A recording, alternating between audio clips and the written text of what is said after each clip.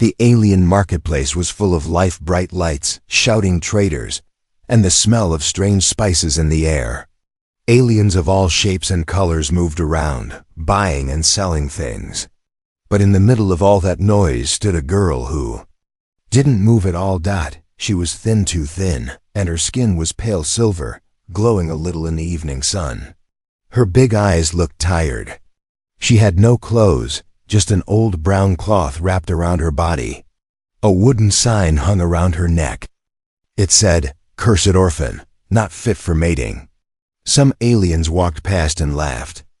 Others looked at her with fear and stepped away. "She's dangerous." One alien whispered. "Don't look at her," said another. "She'll bring bad luck." No one came near her.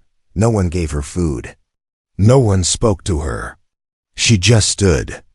They're cold, hungry, and alone. On the other side of the market, a human soldier named Jack Carter was walking with a backpack over his shoulder. He had short brown hair, tired eyes, and a scar across his jaw. He was not rich. He didn't belong to this planet. But he had a habit. He noticed things others ignored. As he passed by a fruit stand, he saw the silver-skinned girl. She was shaking.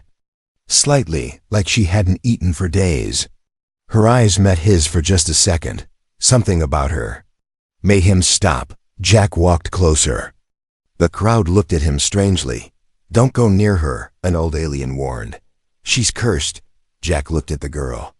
Her lips were dry. Her fingers were blue from cold. But still, she stood proud, as if she refused to fall. "What's your name?" Jack asked gently. The girl blinked. She didn't answer. Maybe she couldn't. "She has no name," said a merchant nearby. "She was born in the ashes of a ruined moon. Her people are all dead. No one wanted her, so we left her here." "You left a child alone?"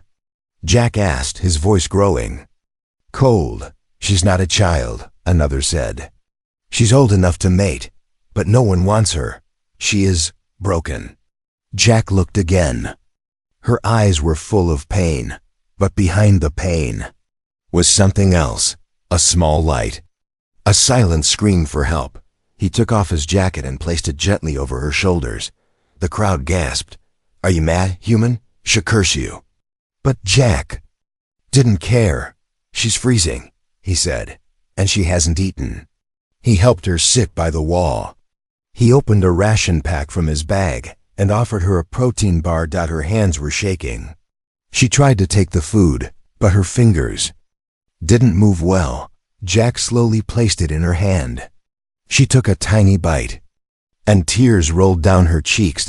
It was the first time in a long time that someone had shown her kindness. "I'm Jack," he said softly. "You don't have to talk, just rest." She looked at him like he was something strange, something unreal. No one had ever touched her without fear. No one had spoken to her like she was alive. That night, Jack stayed with her near the edge of the market. He made a small fire and wrapped her in a blanket. She didn't speak, but her eyes stayed on him, full of questions. Later, as Jack rested, a tall alien in black robes came near. "You shouldn't be with her," the alien said. "She brings darkness." "What happened to her?" Jack asked. "She survived when her entire planet burned," the alien said. "No one knows how. Some say she carries a curse.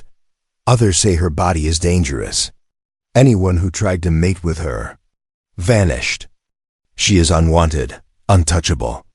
Jack looked back at the sleeping girl. Her body was thin, her face peaceful now. "She doesn't look dangerous," Jack said. "Many things that look weak are not," the alien replied and walked away. When morning came, the girl opened her eyes slowly. Jack was already awake, making tea from dry herbs he carried. "Good morning," he said, smiling. She sat up, still wearing his jacket. Her mouth opened a little. Then, in a voice as soft as wind, she said her first word. "Why?" Jack turned. "Why? Help me," she asked, her voice shaking. Jack smiled. "Because no one else did." She looked down, her eyes filling again. Was the beginning. The first crack in a wall she had built around her heart. but neither of them knew. This small act of kindness had already changed everything. Something inside her had started to awaken. And soon, Jack would discover that the girl he saved was no ordinary orphan. She was something far more powerful and far more dangerous. It started with a shadow on Jack's chest. He woke up in the early morning light, feeling something heavy pressing down on him. His hand moved quickly to his chest, heart racing. It was her. The silver-skinned girl was curled up on top of him, shivering like a leaf in the wind. Her eyes were closed, but small sounds came from her mouth, not words.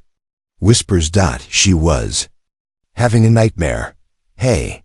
It's okay, Jack whispered, gently moving her hair aside. Her body was ice cold. Her thin fingers clutched his shirt like she was holding on for life itself. Jack didn't move. He just held her close until her breathing slowed. He didn't know why, but something about this girl was different. Not just her glowing skin or soft voice. It was the sadness inside her. It was too deep for someone so young. Later, Jack took her to a medical station on the edge of town. The local doctor was a blue-skinned alien with 4 arms and goggles over his eyes. When the doctor saw the girl behind Jack, he froze. You brought her here? He said, standing up sharply. She needs help, Jack said. She's not well. She needs food, rest, maybe medicine. The doctor stepped back. She needs distance. That girl is a death wish human. Walk away while you still can. Jack's jaw tightened. Why do you all keep saying that? What happened to her? The doctor turned off his tools. Let me show you something. He opened a datapad and played a video. It was old, shaky footage alien soldiers surrounding a village. On a dark moon. Screams, fire, chaos. Then the camera focused on a glowing figure walking through the smoke. A child with silver skin. Everyone else around her was gone. Everyone in that colony died, the doctor said. Except her. Jack looked at the girl sitting quietly on the bench, arms around her knees. She was only a kid, Jack said. She didn't cause that. The doctor leaned closer. And yet every being who tried to adopt her vanished, not once. 7 times. We stopped keeping track. Jack stared at him. So you just gave up? We didn't give up, the doctor said. We gave her a warning sign. And we prayed no fool would take her home again. Jack walked out with the girl beside him. She didn't ask where they were going. As they moved through the streets, aliens pointed. Some ran, some spat near their feet, but she didn't react. Not even once. Jack finally asked, what happened to those people before me? The ones who took you in? She was quiet for a moment. Then she said softly, they were kind at first. Then they became afraid. I don't know why. They just disappeared. You didn't hurt them? He asked, watching her carefully. She looked at him with big, sad eyes. Would I still be this alone if I could hurt someone? Jack didn't speak. But inside, his thoughts were racing. That night, he let her sleep inside his small rented room. She curled up on a mat near the corner, away from him. Jack sat near the door, cleaning his weapon, thinking. Then the room lights flickered. He looked up. The girl was glowing again. Not her skin, her veins. Soft lines of silver light moved under her flesh like rivers of energy. She opened her eyes. It's starting again, she said in a quiet, scared voice. I don't want to change. I don't want to disappear. Jack stood and moved toward her, but she raised a hand. No. I don't want you to vanish too. But Jack didn't stop. He sat beside her, placing a steady hand on her back. I'm not going anywhere, he said. I've seen monsters. You're not one of them. Tears slipped down her face. She whispered, you say that now. Outside the window, 3 cloaked figures stood in the dark, watching. One of them whispered, he's touched the girl. Just like the others, another replied. Then he'll vanish soon. Just like the rest. But the third said nothing. He simply stared at the human and the girl. Something was different this time. This human might be the one who changes everything. The girl had never seen a mirror before. Inside the small human room, Jack handed her a shiny piece of glass. At first, she just stared at it, confused. Then, slowly she realized she was looking at herself. Her silver skin looked cracked in some places like old stone. Her long hair was messy and full of dust. Her glowing eyes looked too big for her thin face. She dropped the mirror. "I look like a monster," she whispered. Jack bent down, picked up the mirror, and placed it gently back into her hands. "No," he said. "You look like someone who's still alive. That's more than most can say." Later that day, Jack and the girl walked through the outer city. She wore his jacket, and her small hands held tightly to the cloth like it was her only safety. Stopped at a food stall run by a bird-like alien. Jack ordered soup for both of them, but when the bird alien saw the girl, he backed away in fear. "You again," the vendor hissed. "Still walking around, cursed thing. Don't bring that one. Here, human. She'll ruin your life." Jack's face stayed calm. "She's hungry. Take the credits. I don't want her stink near my pot." Jack placed the credits down and said, "Then keep the food, and keep your fear." He took the girl's hand and walked away. They found a quiet hill outside the city, away from the angry eyes and whispers. Jack sat down on the grass. The girl sat beside him. The wind was soft. The sky above them was purple, with two suns fading behind the mountains. She stared at the horizon, then asked in a quiet voice, "Why did you choose me?" Jack looked at her. "What do you mean?" "You could have walked away. Everyone else did. I was dirty, cursed, silent, and unwanted. But you stopped. You gave me food, a jacket, a name even though I have none. Why?" Jack looked into her glowing eyes. "Because someone has to stop the cycle. If everyone keeps walking away, what happens to people like you?" She shook her head. "I'm not even people. I'm just a danger." "No," he said. "You're a soul, like me, like anyone." She stared at him for a long time. Her lips parted, as if to speak, but no sound came. That night, as Jack slept, the girl sat by the fire and looked at her hands. She turned them over again and again. Then she noticed something strange. The marks on Jack's arm, where she had grabbed him before, were glowing faintly, almost like her own energy was spreading into him. Her eyes widened.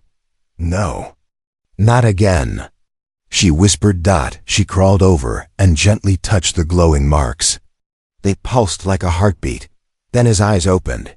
He grabbed her wrist. "What are you doing?" She pulled back. "I'm sorry. I didn't mean." Jack looked at his arm. "What is this?" She backed away, shaking. "I think I passed something to you. I don't know how. It just happens when someone touches me for too long." Jack stood up slowly. "Will it hurt me?" She looked down. "I don't know. I hope not. But others." They vanished after the marks appeared. Silence filled the room. The fire crackled. Then Jack did something that made her breath catch. He took a step closer. "I'm still here," he said. "So let's find out together." Far away, in a cold, dark chamber deep underground, a tall alien general slammed his fist into the wall. "She's still alive?" A soldier nodded. "And a human has touched her. The mark has passed." The general's eyes glowed red. "If that mark completes, he will become like them." "We'll stop them," the soldier said, "before it's too late." The general grinned. "No, let them think they're safe. Let them grow closer." He turned toward the shadows. "And when the bond is complete, we end them both." The first sign came when the stars began to flicker. Jack stood outside, staring up at the sky. One by one, the stars above the planet were blinking, like someone was turning them off. He narrowed his eyes. Behind him, inside the quiet room, The girl suddenly screamed. He ran in. She was on the ground shaking, her back arching in pain. Silver.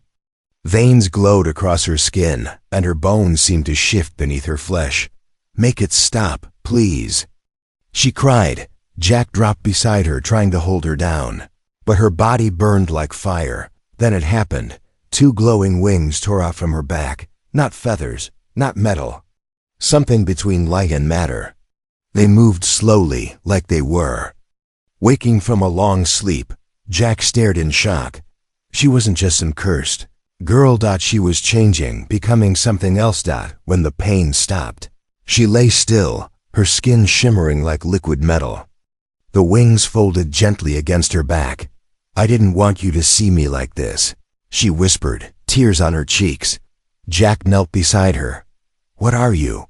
"I don't know," she said. "I only know when I get close to someone. This begins, the glow, the wings, the energy. And then they vanish." Jack touched her hand. "I'm still here. But for how long?" She said. The others changed too. Right before they disappeared. They stayed in hiding for the next 2 days. Jack tried to scan her DNA with his portable reader. The machine beeped, blinked, and shut off. "Error," it said. "Code not recognized, species unknown." Jack stared at the screen. Whatever she was, she didn't exist in any database. Meanwhile, the girl began hearing voices not outside, but inside her mind. Words in a strange, lost language. Whispers calling her name. The name she never knew. On the third night, something came for them. Jack woke up to the sound of metal scraping. He grabbed his blaster and rolled to the side, just as a black, insect-like creature burst through the door. The girl screamed her. Wings lighting up the room, the creature turned its head toward her and hissed. It wasn't there to kill Jack. It wanted her. Jack fired at its legs, but the shots bounced off. The creature lunged, grabbing her with a clawed arm, but just as it touched her, her eyes glowed white. A wave of energy exploded from her chest. The creature flew backward and hit the wall hard, its body cracking. Then it ran away. Jack stood frozen. "What was that?" She looked at her hands, shaking. "I didn't mean to do that. I don't even know how I did it." Later, they sat in silence. She finally spoke, voice low. "I think I'm waking up. My body, my mind. They were locked before, sleeping, maybe to protect me. But now it's opening, all of it." Jack looked at her carefully. "You're not just cursed, you were hidden, on purpose." She nodded slowly. "Maybe someone didn't want me to remember who I really am." Somewhere deep in space, a council of old alien leaders watched a glowing map. One of them pointed. "She has awakened. The energy signature is confirmed." Another replied, "Then the prophecy might be true." A third, voice shaking, said, "If she bonds fully with the human, the ancient bloodline may return." A hush fell over the chamber. "Send the hunters," said the eldest one, "before it's too late." The old traveler arrived at Jack's door just before sunrise. His cloak was torn, his breath was heavy, and his eyes, one natural, one mechanical, locked onto the girl the moment he saw her. He didn't blink. He didn't speak. He dropped to his knees. "My queen," he whispered. The girl stepped back. "What?" The traveler raised his hand. It shook as he pointed at her wings. "Your body remembers, but your mind has been silenced. They did this to protect you." Jack stepped in front of her. "Who are you?" The traveler looked up, tears in his eyes. "I'm the last priest of the Zereth. She is not cursed. She is crowned." They sat around a small fire as the traveler explained. His voice was rough, like wind scraping rock. "Long ago, your kind ruled not with weapons, but with energy. The Zereth were born from the stars themselves. Their wings were gifts. Their light was power, but the galaxy feared them." He looked at the girl, whose hands trembled. "You were born during the final war, while your mother, our last queen, was being hunted. She gave you to me as a baby. We hid your powers, erased your name, and sealed your bloodline. But the seal is breaking, the girl whispered. The traveler nodded. Because your bond with the human is awakening your true self. Jack looked at her, surprised. Me? What does this have to do with me? You carry the ancient spark. Now, the priest said. When you touched her with kindness, when you protected her, you began the bond. Bond? Jack repeated. She's not just any female, she is royalty. And the Zirith queens can only awaken their full power by choosing a mate who's strong of heart. Jack stared at the girl. She stared back, eyes wide, glowing faintly. I didn't choose him, she whispered. He chose me. Just then, the ground shook. The sky darkened unnaturally. Jack grabbed his weapon. What now? The traveler stood, eyes wide with fear. They found us. The Void Hunters are here. Black ships landed in the distance. From them came tall, armored figures with blades made of shadow. No words. Number. Warning. Just destruction. They're here to erase the bloodline, the priest said. If they kill her before the bond completes, the Zirith will never return. Jack turned to the girl. Can you fight? She looked at her hands, unsure. I don't know how. You don't need to know, he said. You just need to trust me. She reached for his hand. Their fingers touched, and suddenly, her wings flared to life.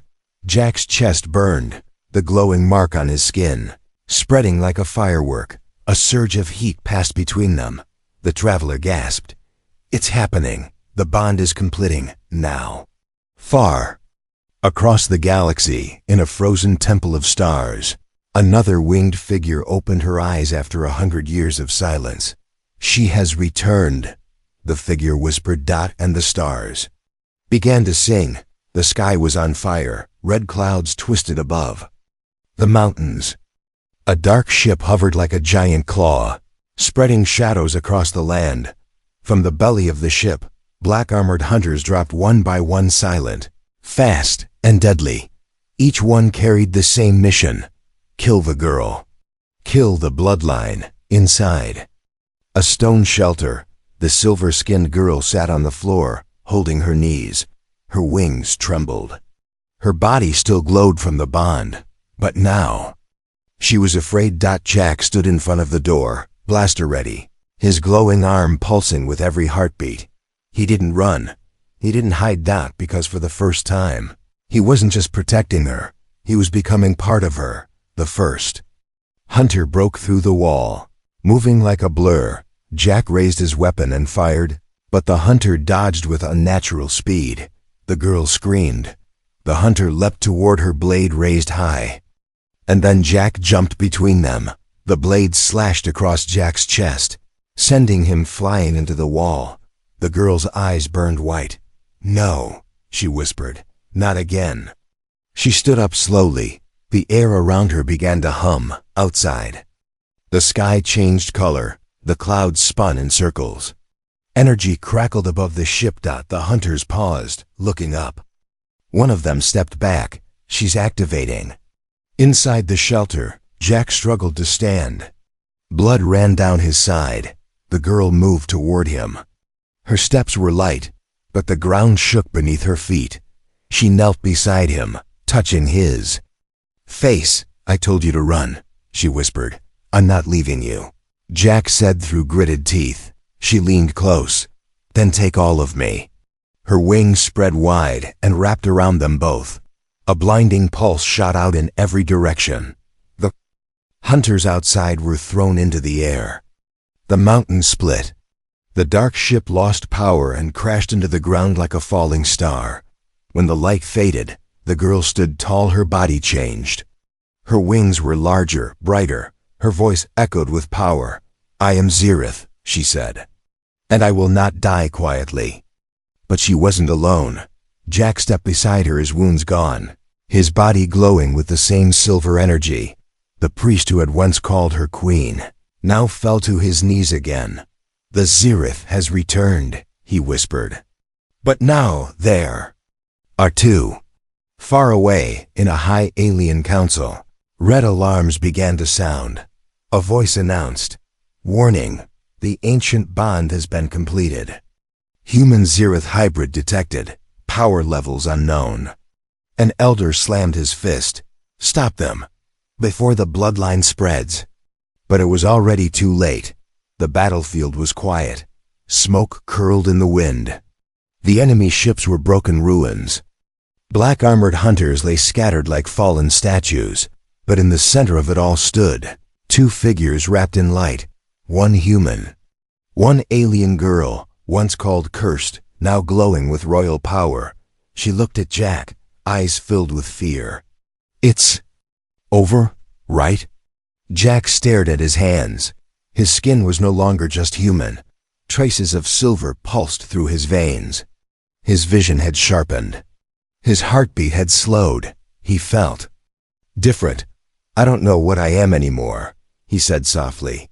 Later, in a hidden cave beneath the hills, the priest scanned Jack's body with ancient Zereth tools. He stepped back, shocked. "You are not just bonded. You are changed. Your cells have accepted her power. You are now the first human-Zereth hybrid." Jack blinked. "Is that a good thing?" The priest's voice shook. "It means you can lead. It means she is no longer alone." The girl listened in silence, sitting near a pool of glowing water. She dipped her fingers in and watched the ripples. "I was supposed to die alone," she whispered. "That's what I believed. That's what they told me." Jack walked over, sat beside her. "They lied." She looked at him. "You saw what I became. The wings, the energy, the danger, and still you stayed." He smiled gently. "I didn't fall in love with the power." She turned to him, heart pounding. "I fell in love with the girl who didn't give up, even when the whole galaxy did." Tears welled in her eyes. Suddenly, a low hum filled the air. From the shadows appeared a small, floating orb. It hovered above them, blinking with golden light. A voice echoed from it, feminine, ancient. "Zereth Queen identified. Bond confirmed. Genetic key activated." The orb dropped into the pool, and a hologram bloomed from the water. A vision of her mother appeared, tall, proud, with the same silver wings. "My daughter, if you see this, it means you survived. That means hope survived." The girl's hand trembled. "You will not understand what you are yet, but one day you will lead, not alone, but beside the one who chose you." The vision turned toward Jack. "Human, thank you." The hologram faded. They sat in silence, hearts full. Finally the girl spoke. "So, what now?" Jack stood, offered his hand. "Now we build a new future. Together." She took his hand. Her wings flared behind her, not as a weapon, but as a symbol of rebirth. Years later, stories would spread across the stars, not about the cursed orphan, not about the abandoned girl, but about the last Zereth Queen and the human who saw her. True worth. And how love not fear saved an entire bloodline from extinction.